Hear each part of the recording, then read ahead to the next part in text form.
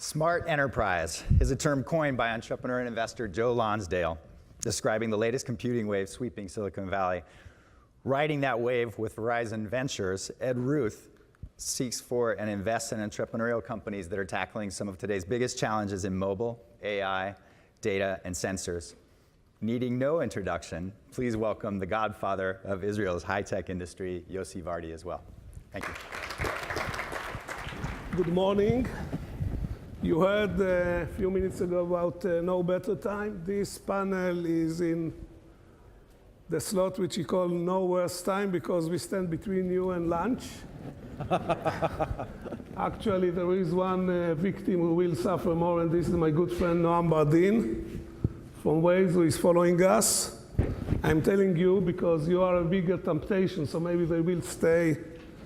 Just before we go to the panel, I want to warn you against doing business with Noam Bardin. These people are totally untrustable. I was offered to invest in Waze by Mr. Levy, you are here. Ehud, you are here. I was offered to invest at $5 million at Waze. And I thought this is really insulting that they thought that I will invest in a valuation of $5 million in a company which let their users to draw the maps that they have to drive against it. Sounds to me idiotic. So I sent them away. Nevertheless, then after a while, after some short time, 3 years, I read that Google is going to buy the company for $1 billion. So I called them and I told them that I thought about the investment proposition and I really may be interested, and they told me go away. They simply reneged on whatever we spoke before. So you just have to know that with whom you are doing business. We have here two great guests and short time, and we have a lot of ground to cover. We have a gentleman from Verizon and a gentleman from many things, as we will see. Let's start with Verizon, okay? You are with the Verizon Ventures. That's right. That's correct. What Verizon Ventures are you interested in? Yeah, so Verizon Ventures is a traditional CVC. So we're interested in investments that complement and are strategically relevant to core areas of the business. So, over time, what represents sort of core areas has progressively expanded as Verizon's been moving into more things, and that's representative of the portfolio that we currently have today, which is across a number of different areas, from core mobile infrastructure-related plays to ad tech-related plays. These are dull. Give us the interesting things. So we recently What are the more exotic areas? Yeah, we recently did a fairly large investment in a company called Jana Mobile. So, Jana is focused on empowering the next 100 million users globally to get subsidized low-cost mobile data access. Okay. So, we think that's a pretty powerful investment that has the potential to change a lot of people's lives. One other recent deal that by the way, in Israel, we would call it not Jana, but Janana company, but that's a different story. And another recent investment that we've done that we just closed was in the area of artificial intelligence. So I think there's a lot of very interesting emerging plays in the space. This particular company, Spark Cognition, is actually focused on leveraging AI in the industrial internet. So, looking at patterns in data and then making predictions in the oil and gas space and other industrial sectors to predict downtime for machinery and things of that nature. So AI is a vertical or a play that we're very interested and excited about. It was mentioned in the introduction that you are interested in sensors. Can you give us very quick wrap up the current state of the art in sensors? Yeah, so again, from a from a sensor perspective, the industrial internet now and different bits of equipment in the industrial internet are all largely sensor enabled. So you've got these bits of machinery that are spitting out large volumes of data that somebody needs to synthesize and draw meaningful analytics from. So from a sensor perspective, we see a lot of sensor enablement across key industrial verticals, and that level of data generation is going to require sophisticated, rules-based engines, predictive analytics, and something to bring all of that together. In today, run-of-the-mill smartphone, how many sensors are embedded? There's. Let's count them. Let's count them. 6 accelerators, Yeah. 1 GPS, 2 cameras, 1 proximity to see if it's there or next to the ear or not, right? 1 light measurement, light intensity, in order to change the brightness of the, what else? What else do we have? I think that's a pretty comprehensive wrap-up of. Yeah, but the interesting thing that are coming up, I met here yesterday with the gentleman from physics science. You are here? No, he's not here. They are now trying to embed the spectrometer into telephone. Joe, you have any idea what's going to happen with the new sensors in the telephone, or it's out of your realm? I'm actually probably more bullish on the industrial use of the sensors. There's a lot of people who've built companies trying to do Internet of Things for the home, and we kind of had an inappropriate joke that it was the Internet of money wasting things, because a lot of it's not doing so well. Joe, let's talk a little bit with you. You founded Palantir.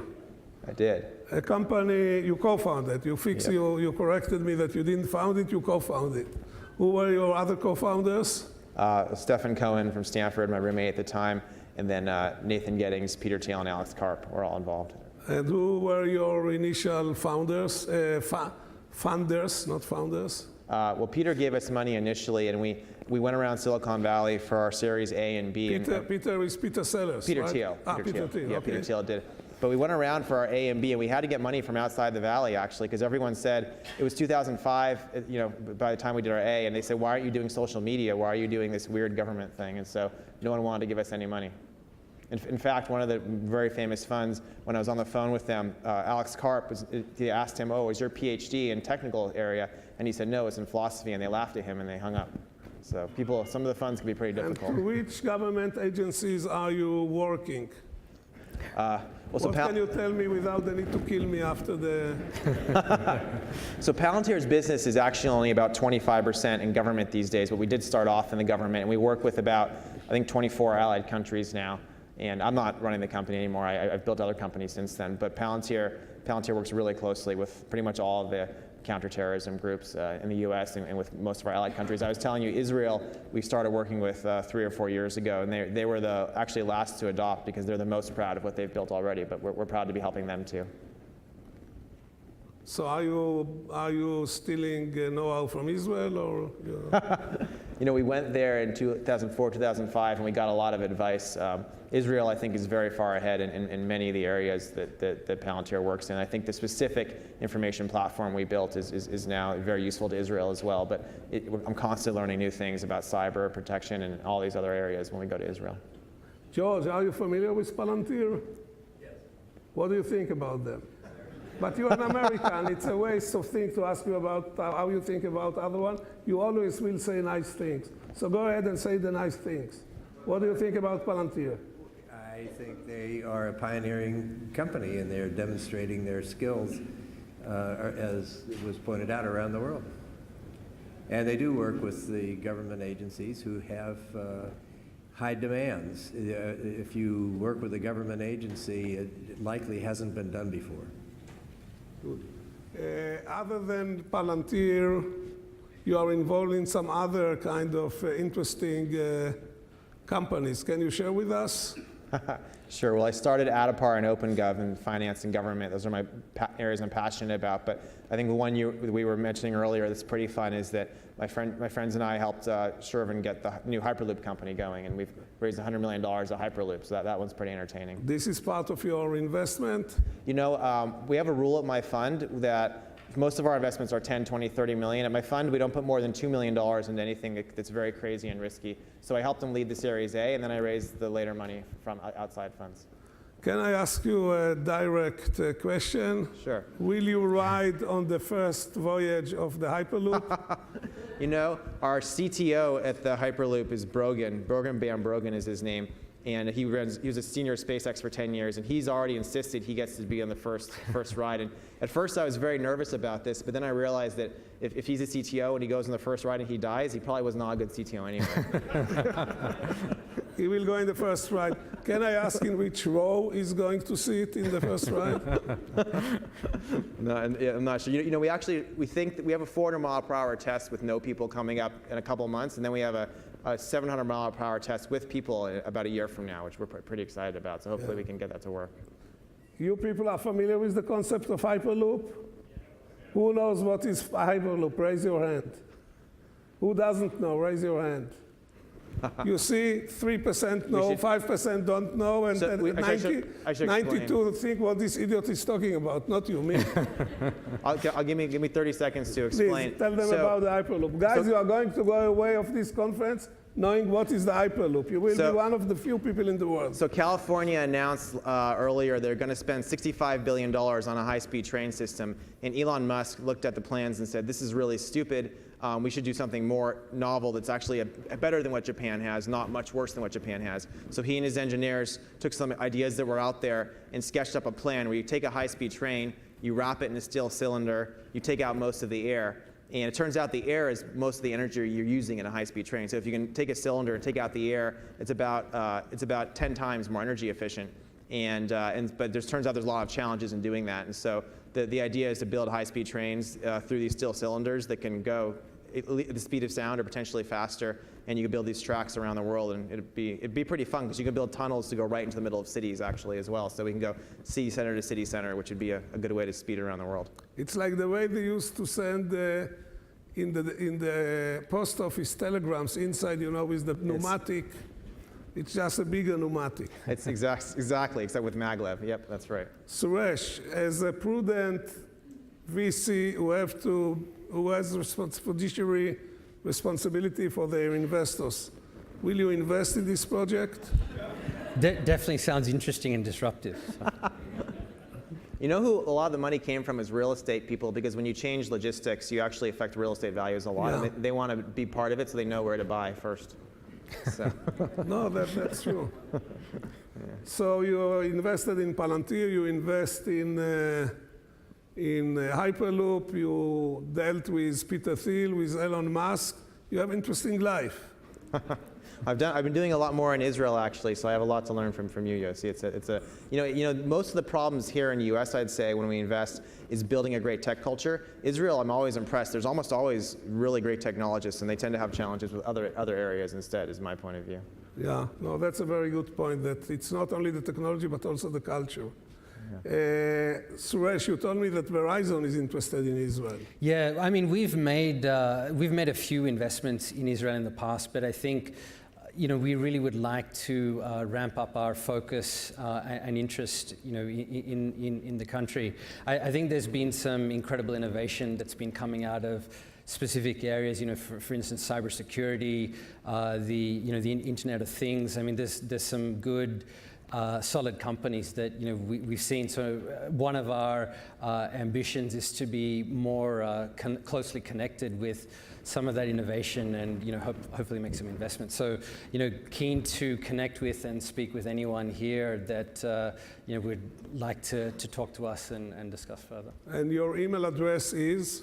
I think the Landmark guys can probably connect us and put us in touch. Okay, so anybody who wants to talk to Verizon, speak to the Landmark, to the Landmark people. What you are doing in Israel so far? So we've had two investments there, mainly in the core mobile networking space. So, Context Stream was an investment that we exited roughly a year ago. Currently Flash Networks is a company within the portfolio. Context Stream was an SDN networking play, and Flash was a video optimization play. So, certainly very well familiar with the core strengths as far as solid mobile networking technologies. You're personally involved with dealing with the Israelis? Yeah, with both of those. Yeah. So how come you have all black hair? How didn't you get white hair from that experience? That's probably on the way, I guess. Now tell us the truth. Don't be politically correct. How is it dealing with the Israelis? The truth. One moment of American truth, net truth. I mean, I think entrepreneurs are passionate everywhere, and the Israeli entrepreneurs that we've say dealt the with. truth, but it's in a nice way. Entrepreneurs are passionate. Okay. And and Israeli entrepreneurs are no different. Certainly, the ones that we've dealt with. One of my favorite, really inappropriate things that about Israel. I'm Jewish, so maybe I could get away with a little bit more than you here. Is that you work with these entrepreneurs, and they're so convinced that they're the most important thing ever. And my friend who's also Jewish, he says in Israel, like all the Jews are convinced that they're that they're Jesus, because it's like because they're the most important ever. So that's really inappropriate. But you get that a little bit.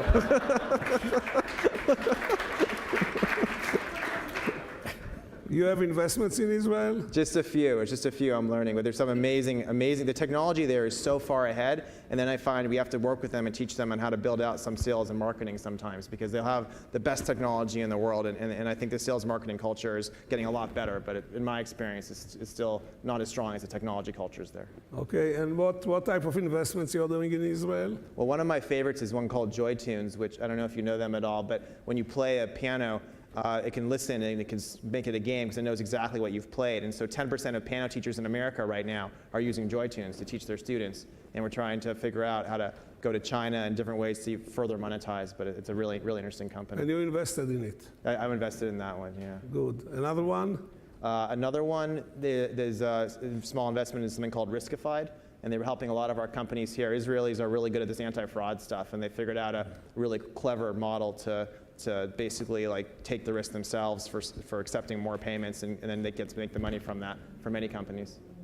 Yeah, you told me that before when you invested, when you actually founded Palantir, you were a nerd. Yes. Well, I was a computer scientist, that's right. Computer scientist and nerd, it's synonymous, one is just more glorified. And you know the Hebrew word for nerd? I think his thing is chnu. Chnun, yeah. Okay, look, you have to appreciate the fact he knows Hebrew. Good. I'm working on it. My Hebrew so school you wasn't were very Chnun, good. you were sitting in Stanford, you've done your work very quietly, and then all of a sudden, boom, Palantir is coming out. Well, that took 7 years. It wasn't all of a sudden. 7 years, it took you 7 years to become overnight success. Yeah. And now you overnight success, and all of a sudden you are being perceived differently. That's definitely true. I think how is the feeling? Tell us how is the feeling. Well, I think the biggest danger is when you're successful and everyone thinks you're very successful, you try a lot of things. I actually worked for some people before who had big success as well, and then they think they could do everything. And so the next time, instead of doing one thing, they do 50 things. And that's very dangerous because you were successful because you focused. So I think that's one thing to really watch out for, at least for me, is at first making sure I focus enough on the things But I'm how doing. can you focus when you are busy? How many investments you've done? A lot of investments. We have 3 big funds, but as a VC, Warren Buffett has a rule as an investor. He says he only can do 6 projects he's helping at once, and so we try to copy that. So each of my partners, we have to, if you're going to help a new one, you have to take off on the other ones. And so that's what we try to Suresh, in how many companies Verizon invested? The portfolio is probably in excess of 30 to 35 companies right now. When Verizon Ventures started? So the Verizon Ventures platform has been around for approximately 11 years now. Do you want to co-invest with Verizon? Are you interested? If they could be helpful, definitely. Yeah, so if you are interested, you should talk to Landmark. Because he will not speak directly with you.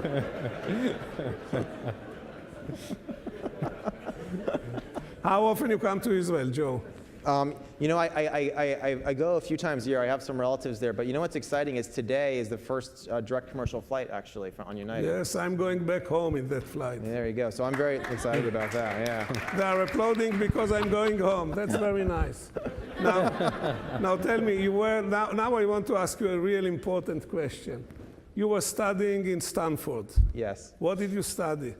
Computer science and economics. Towards which degree? What's that? What degree? BSc, MSc, DSc? I only ended up getting my bachelor's because I left early, so it's not very good degree. So you didn't finish your I didn't finish my master's degree. You didn't finish your master's. Not to say that you didn't finish your doctorate. No, I didn't do a doctorate. You didn't finish your doctorate. You just There you create go. Palantir. That's You a know? better way of saying it. It's a good advice. Yeah. So what about your mother? I'm sure she. My father was How actually. could you disappoint her to that level that you?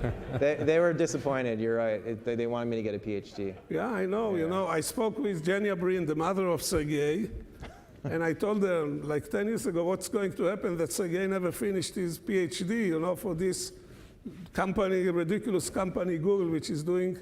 So she told me this is true. She told me Google schmoogle. Sergey have to finish his PhD, and an honorary degree doesn't count. He has to write a thesis and to protect it. Did you think about it? It's good advice. I'll keep it in mind. So your mother is proud of you or disappointed that you didn't finish it? They seem to be all right with everything. It will be all right. No, I'm sure she's proud because you are 33 years old, right? Mm-hmm. And how old you are? 38. 38. So what we, And he won't tell us how old he is. I asked him. You but and he I, won't. you know, the experienced people. What can we say about the accomplishment of such a young man? It's brilliant. It's amazing. Very good. Okay, unfortunately, we have to finish the session. The comfort for you, the audience, that the next speaker is really somebody very interesting. And Badin, remember that you are standing between them and the lunch, which is a tough position. Thank you very much. I would like to thank on behalf of everybody, Landmark Ventures, Ziv Klein, Ori Klein, and of course, their father, Rafi Klein, for the great job they are doing for the state of Israel and for giving us such a wonderful experience. And I'm saying it not only because that I think it's appropriate, but if I don't say it, they will not invite me next year. Thank you very much.